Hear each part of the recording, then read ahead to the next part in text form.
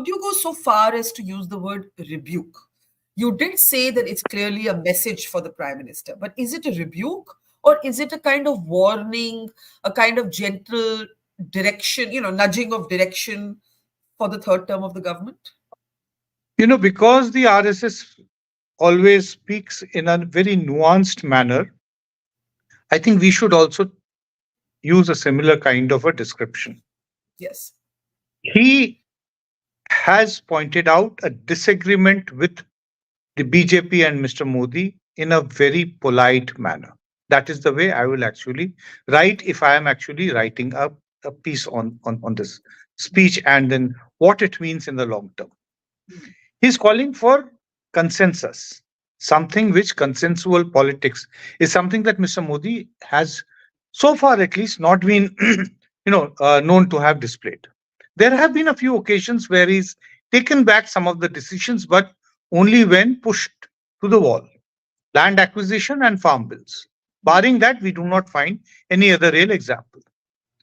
So there's this entire, the Modi cult means that I say what is correct.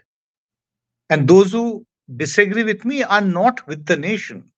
Because I'm the only one who actually knows what is right for the nation and what is wrong for the nation. That is the way the discourse has been framed in the last 10 years. The number of all-party meetings on issues, and among even those which have been, held, what has been the tone of the government when it has actually sat down on these all-party meetings? What has been the participation of the parliamentary standing committees? How many bills have been referred to them? Is parliamentary procedure actually being followed? Are opposition leaders being targeted in verbal attacks and also by various actions of the investigative agencies? So there are multiple ways which we have actually seen that what all was the issue, what were the issues which were highlighted by the opposition in this particular campaign. Mr. Mohan Bhagwat, by calling for consensus, he's actually saying, he's making it very clear that there has to be two sides to a view, an issue. There has to be two viewpoints.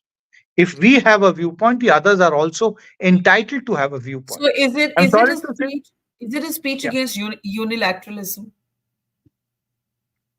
Is it a speech Yes, against? yes, I think so. That's a nice way of framing it. That yes, this has been a unilateral government and that it has always taken a decision. This is absolutely correct. And then that has not been open to any debate, discussion, and scrutiny. So it has been a very unilateral government. Let me argue this from the other side for a moment, from the BJP side. The BJP would argue that Mr. Modi has delivered like no other prime minister on the RSS's, the issues that are dearest to the RSS. 370 being the top of the list. Ram Mandir came from the Supreme Court, but there will still be some political ownership that will be made by Modi, even though it had no electoral consequences, as we now know in this election.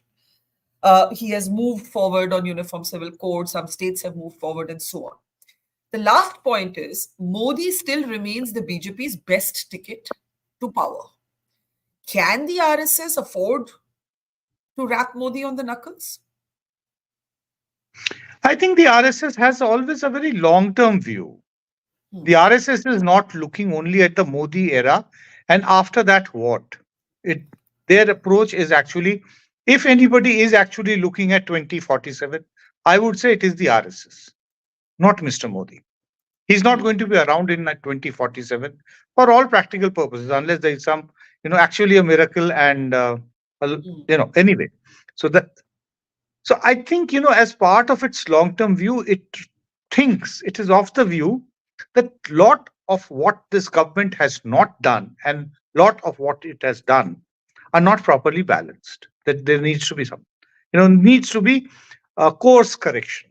During the campaign, I was speaking to some very senior RSS leaders and we were having an informal conversation, not writing anything, definitely not identifying the person. Yeah.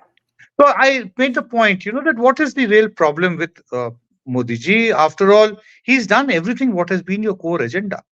Ram Mandir, half UCC already done, 370 done. What more? What more? Mathura Kashi on way virtually just after the elections. There can be all kinds of judicial developments.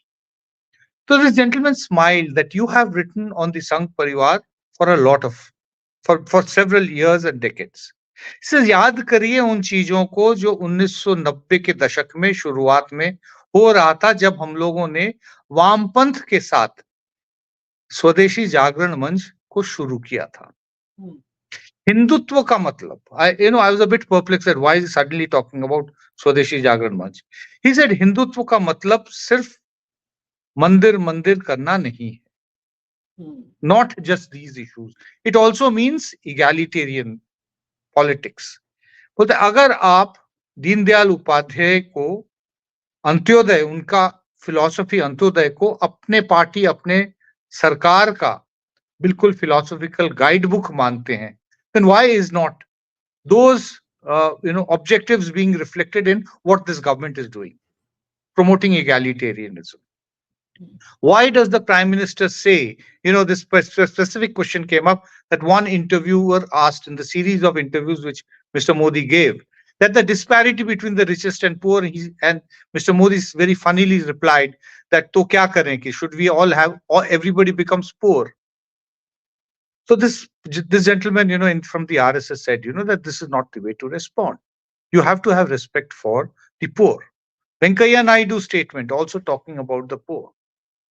Now tell me, how many times has actually any of the BJP leaders in the course of this, post-verdict discussions have talked about that, yes, there might have been a bit of shortfall because we did not deliver as far as the poor is concerned, that there are large issues which is actually bothering them. So I think that, there's another thought which came to my mind when Mr. Mohan Bhagwat said that we have our work, they have their work. Now, the RSS work is also to ensure that every affiliate has their autonomy to act on their own, look after that organization's interest, irrespective of the other organizations. What has happened in the last 10 years? That the RSS has acted as a kind of a, reining in the other affiliates. BMS not allowed to launch any protests. The Kisan Sangh, take it easy, no creating problems for the Modi government, ye apni sarkar hai. Vidyarthi Parishad, Akhil Bharatiya Vidyarthi Parishad, has it launched any agitations in the last few years which have major national repercussions? No. The teachers' body? No. That way we can go on listing. Sangh Parivar is, after all, at least 40 major organizations in various walks of life. If each of these, or even a handful of these, think that we must now actually work within the competitive sphere that we are in. The Bharatiya Mazdoor Sangh is within a very competitive sphere with the INTUC, with the C2 and other trade unions. Likewise, in the farm sector, there are other very powerful farmers organizations. Should not the RSS affiliated organization try to protect their territory? If they do, they will have to possibly criticize, question, seek a wider debate or discussion on some of the government policies. If that is done, would then this government, brand them as anti-nationals as they have been doing? So there are these kind of questions which I think, with this speech of Mr. Mohan Bhagwat, I would say that it is necessary for Mr. Modi to take a deep thought and go and spend some time with the RSS.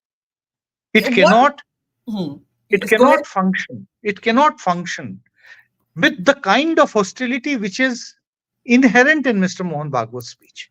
I'm saying there's a inherent hostility. He doesn't say it because they speak in nuances, but it is known to everybody. So you do feel a hostility, not just a mild rebuke, but a hostility. Yes. And this is further down, in the lower cadre. Why didn't the RSS leaders, the workers, come out in most places to come and campaign for the BJP candidates this time? Why is it that the most important feature of the BJP's electoral campaign in every election, that is the door-to-door campaign, was missing in large parts of India?